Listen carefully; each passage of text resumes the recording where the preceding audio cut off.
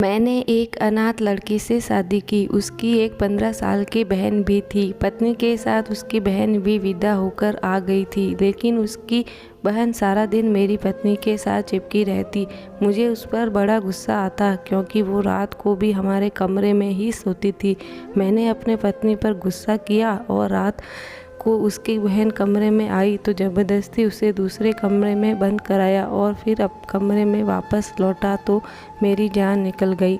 मेरी पत्नी की बहन बहुत अजीब सी थी। वो हर वक्त डरी सहमी सी रहती और अपनी बहन के साथ चिपकी रहती। मुझे उस पर बहुत गुस्सा आता था। मैंने सोच लिया था कि उससे तो जान छुड़वा कर ही रहूँगा। एक दिन मैं अपनी पत्नी से छिपकर उसे एक कमरे में ही बंद कर दिया और जब वहाँ पहुँचा तो दंग रह गया, क्योंकि वहाँ तो शादी की रात अपने कमरे में आया तो बहुत खुश था। मैंने मुंह दिखाई का गिफ्ट तो खरीदा ही था, लेकिन एक प्यार भरा से भरा गिफ्ट भी लाया था। मैं गजरे खरीद लाया था, क्योंकि जानता था कि लड़कियों को इस तरह के गिफ्ट पाकर खुश हो जाती हैं।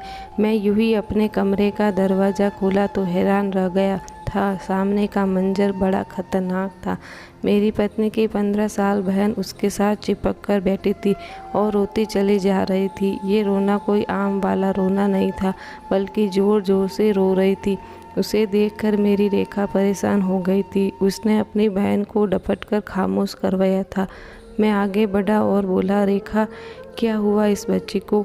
इसकी तबीयत ठीक है ना? रेखा बोली, जी ठीक है, ये बस ये सोचकर परेशान हो गई है कि मैं अपनी नई ज़िंदगी शुरू करने जा रही हूँ, तो इसका क्या होगा। मेरा दिल दुख गया था। मैं आगे बढ़कर रूपा की सर पर हाथ फेरा और बोला कि तुम परेशान मत हो। अगर तुम रेखा की बहन हो तो मेरी भी बहन हो। तुम इसी घर में हमारे साथ रहोगी। मुकेश बोली, रेखा, तुमने ये बात रूपा को नहीं बताई थी क्या? मैं बोली, मैं इससे बता चुकी हूँ, मगर बच्ची है ना, इसलिए ये बातें इसको अभी समझ नहीं आ रही है। वक्त गुजरेगा तो खुद ब खुद समझ जाएगी। मैंने सर हिला दिया तो रेखा डरते डरते बोली, मुकेश, एक बात कहूँ? मैं मुस्कुराकर बोला, रेखा, तुम्हें परमिशन लेने की ज़रूरत नहीं है। लेकिन उसकी बात सुनकर मैं एकदम ही हैरान रह गया था। वो बोली, मुकेश, मैं रूपा को अपने साथ सुलह लूँ? जब तक कि संभल नहीं जाती, ये मेरे साथ ही सो जाया करे।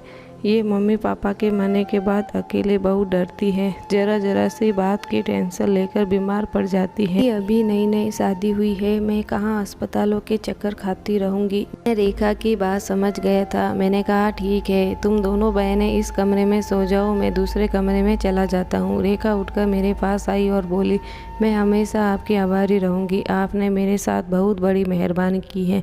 मेरी आपसे गुजारिश है कि आप घर में किसी को भी मालूम ना होने दीजिए कि आप दूसरे कमरे में सो रहे हैं। आप फिक्र ना करें, जल्दी ही रूपा ठीक हो जाएगी तो अपनी जिद छोड़ देगी। मैं मुस्कुरा कर बोला, रेखा, तुम्हें टेंशन लेने की ज़रूरत नहीं है।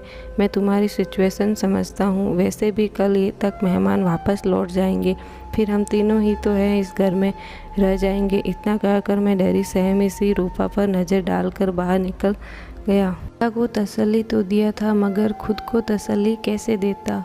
मेरे दिमाग में बार बार यही सवाल आ रहा था कि क्या रूपा यूं ही हमेशा मेरी खुशियों के बीच रहेगी। मैंने हाँ करके अपना ही नुकसान तो नहीं कर डाला, मगर मैंने बड़ी कोशिशों से अपने दिमाग से सारी बातें हटा दिया था। मैं जानता था कि बच्चे ऐसे ही होते हैं। वो गवारा नहीं करते हैं कि उनके करीबी इंसान किसी और के साथ बात भी करे। इसलिए मैं रूपा का भरपूर ख्याल रखने लगा था। वो बड़ी मासूम सी डरी सहमी सी लड़की थी। इस तरह के बच्चों पर तो वैसे भी मुझे बड़ा तरस आता था। मैं यही सोचकर परेशान हो जाता था कि न जाने इसने अपनी ज़िंदगी में क्या कुछ सहा है जो वो ऐसी हो गई है। रूपा रेखा से भी खूबसूरत थी। हमारी शादी को पूरा 1 हफ्ता हो गया था, मगर रूपा अभी भी रेखा के साथ ही सोती थी, जबकि मैं दूसरे कमरे में पड़ा रहता था। एक दिन मैं रूपा के लिए एक बैग ले आया था।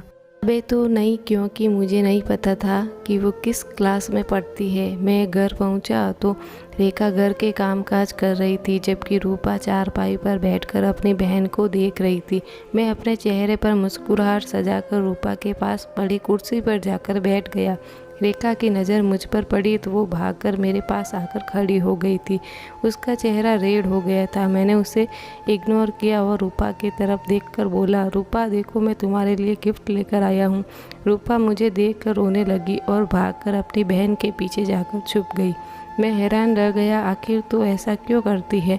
वो हमेशा खुद को यूँ छुपा कर क्यों रखती है? मगर मैं ये नहीं जानता था कि जब मेरे इस क्यों का जवाब मिलेगा तो मुझे खुद इतना बड़ा धक्का लगेगा। उठकर खड़ा हो गया और बोला, रूपा बेटी इधर आओ, मेरी बात सुनो, मैं तुम्हारे लिए बैग लाया हूँ। मेरी आवाज़ सुनकर रूपा और रोने लगी थी। मैं सांवलिया नज़रों से रेखा की तरफ देखा तो मुझे बड़े गुस्से में लगी। वो बोली, मुकेश आपकी बड़ी मेहरबानी होगी, आप मेरी बहन से दूर रहे। आप मेरे पति है मगर रूपा के लिए तो गैर है ना, इसलिए आप इससे बात ना किया करें। मुझे रेखा की बात बहुत बुरी लगी थी। मैं तो रूपा को अपनी छोटी बहन समझने लगा था, मगर रेखा का रवैया मुझे बड़ा परेशान किया। मैं भी गुस्से में आ गया था। मैं बोला, अगर तुम्हें रूपा का इतना ही ख्याल है तो अपनी बहन को एक गैर मर्द के घर अपने साथ लाई क्यों? इतना कहकर मैं दरवाज़ा ज़ोर से बंद करके घर से बाहर चला गया था। बाहर निकलकर मैं सड़कों पर घूम रहा था। मुझे रह कर अपने सख्त व्यवहार पर शर्मिंदगी हो रही थी। रूपा मेरे घर ज़बरदस्ती तो नहीं थी ना जो मैं उसको ताने देने लगा था। वो तो मेरे कहने पर मेरे घर आई थी। घर में हम बस 3 लोग ही तो थे। इससे पहले मेरे घर में खामोशी और सन्नाटा रहता था। मेरी मम्मी की मृत्यु 2 साल पहले हुआ था। उनके गुजर जाने के बाद ज़िंदगी ने मुझे कड़ी धूप में लाकर खड़ा किया था। घर की सारी जिम्मेदारी मुझ पर थी। मैं कुंवारा था और घर में अकेला रहता था, इसलिए कोई काम वाली भी मेरे घर काम करने की हिम्मत नहीं रखती थी। हमारे एक दोस्त ने शादी का मशवरा दिया तो मैंने अपने रिश्ते की जिम्मेदारी भी उसी पर डाल दी थी। मेरे दोस्त ने ही मुझे बताया था कि उनके जानने वालों में एक अनाथ लड़की है जिसका नाम रेखा है। उसने बताया कि रेखा के साथ उसकी एक बहन विदा होकर घर आएगी। उसकी पढ़ाई लिखाई खाने पीने पर जितना भी पैसा लगाओगे वो तुम्हारे लिए उतना ही अच्छा होगा। फिर लड़कियों के जवान होते हुए देर ही कितनी लगती है, उसकी शादी करके विदा कर देना। मैंने एक खुले दिल के साथ हामी भर ली थी, क्योंकि भगवान मुझे इतना दिया था कि आसानी से उसका खर्चा बर्दाश्त कर सकता था।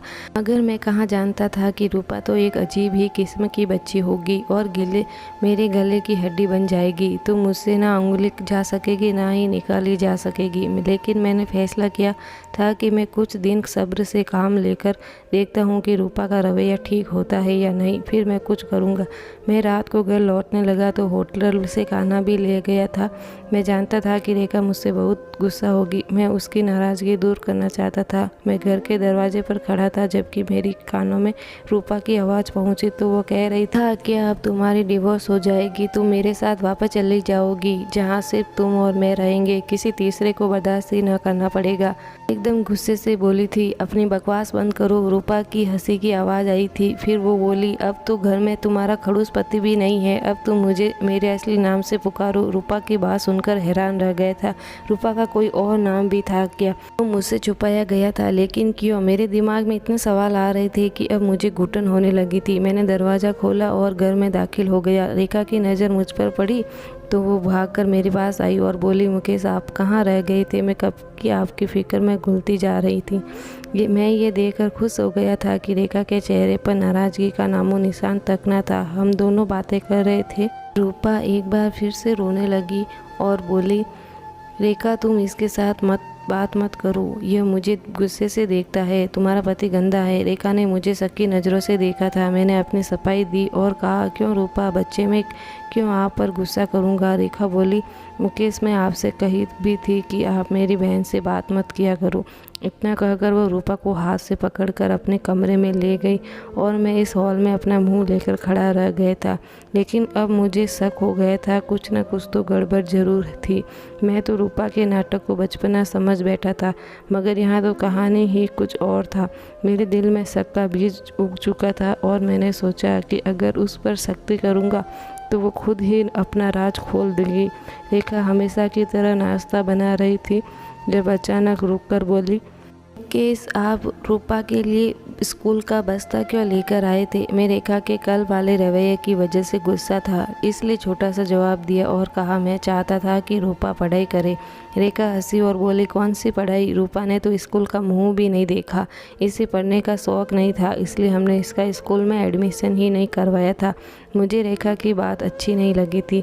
मेरा मूड पहले से ही ख़राब था, इसलिए मैं किसी किस्म की बहस में नहीं पड़ना चाहता था।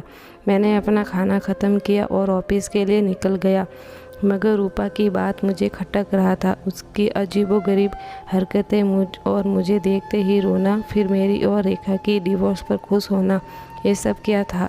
रूपा कोई नन्ही बच्ची तो थी नहीं, वो पूरे 15 साल की थी। इस उम्र में तो लड़कियां बड़ी समझदार होती है। यकीनन यह मामला इतना सीधा नहीं था जितना मुझे लग रहा था। शाम में भी रूपा ने मुझे गुस्सा दिलाने की पूरी तैयारी कर रखी थी।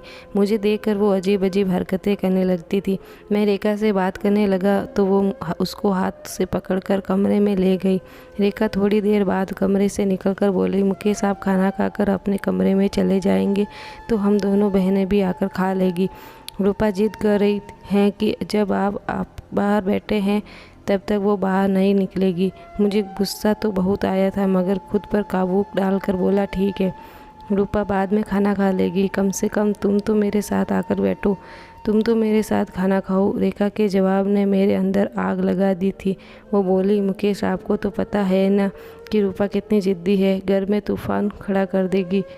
ये आप मेरी बात मान ले। रेखा इतना कहकर कमरे में चली गई थी। अब मैं अपने गुस्से से बाहर हो गया था, खुद पर काबू ना पा सका और कमरे की तरफ बढ़ा। रेखा की आवाज़ आ रही थी, वो रूपा को कह रही थी पापा के साथ तुम भी मर जाती, कम से कम मेरी ज़िंदगी तो बच जाती, न जाने तुम मेरे किस पाप की सज़ा हो। मैं दरवाज़ा खोलकर अंदर चला गया था और रूपा को हाथ पकड़कर खींचते हुए बाहर ले आया था। रेखा भी बौखला गई थी, वो मेरे पीछे भागी और बोली मुकेश आप क्या कर रहे हैं? छोड़िए मेरी बहन को, आप अपने होश में तो है। मगर सच बात तो ये थी कि मैं अपने होश में नहीं था। अगर होश में होता तो ये सब ना करता। मैंने रूपा को ही कमरे में बंद कर दिया था और रेखा को हाथ पकड़कर उसे अपने कमरे में ले गया था। मैं बोला अब मुझे सच बताओ, तुम्हारी बहन ये सब क्यों करती है? रेखा के चेहरे का रंग उड़ चुका था, वो रोती चली जा रही थी। वो बोली भगवान के लिए मुकेश आप मेरी बहन को छोड़ दे, वो बहुत डरी हुई लड़की है, मर जाएगी। वो एक रात तो क्या एक पल भी मेरे बिना नहीं गुजार सकती। मैं चिल्लाकर बोला क्यों? आजकल के तो छोटे छोटे बच्चे भी अपनी माँ के बिना रह लेते हैं। ये किस किस्म की बहन है कि तुम्हारी बहन तुम्हारा साया ही बन गई है?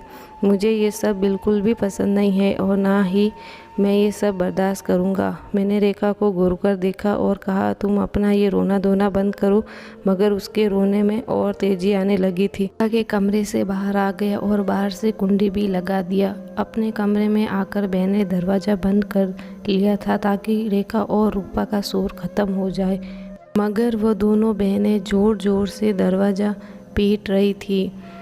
ऐसा लगता था कि वो दरवाज़ा ही तोड़ देगी। कई घंटे तक यही सब कुछ चलता रहा, मगर सुबह होने से कुछ देर पहले दोनों कमरों में खामोशी छा गई थी। मैं अपने दिल के हाथों मजबूर होकर उठ खड़ा हुआ और रूपा के कमरे की तरफ कदम बढ़ा दिया।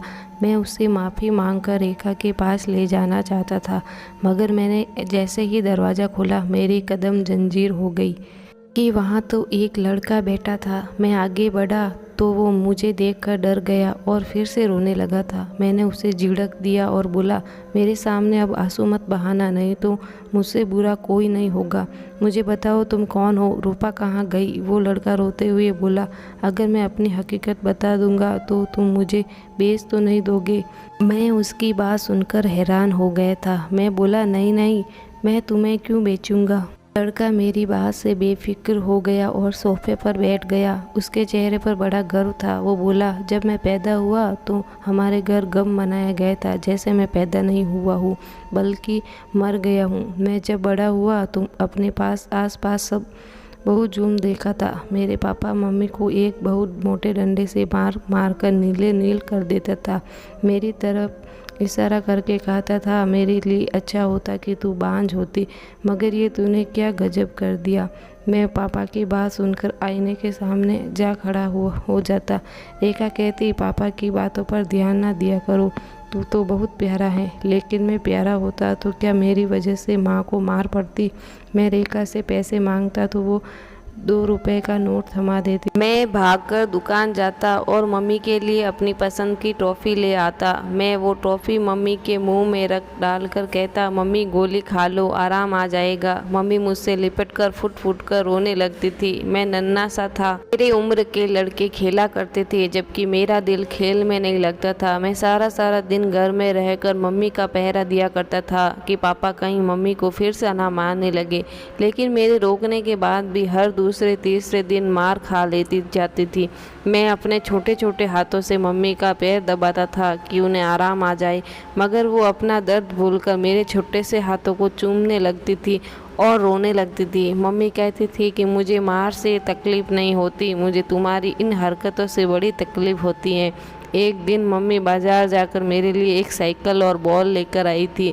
मम्मी कहती थी कि तुम बाहर जाकर तो खेलते नहीं हो, मैं ही तुम्हारी खुशी का इंतज़ाम कर देती हूँ। मैं साइकिल देखकर बड़ा खुश हुआ था और मम्मी के हाथ पांव चूमने लगा था। फिर सारा दिन कड़ी धूप में साइकिल चलाता रहा था। मम्मी मुझे देखकर हंसकर बोली, आज पहला दिन है इसलिए धूप में खेल लो, कल से धूप में नहीं खेलने दूंगी। मैं हर थोड़ी देर बाद साइकिल से उतरकर उसे कपड़े से साफ भी करता रहा था कि मेरा नया साइकिल कहीं पुराना ना हो जाए। शाम में पापा घर आए तो मैं साइकिल पर झूल रहा था। पापा बोले, इसको ये साइकिल किसने दिलाया है? फिर मेरे मुंह पर 2 थप्पड़ मारकर मुझे साइकिल से उतार दिया और कुल्हाड़ी से मारकर उस साइकिल को तोड़कर फेंक दिया था।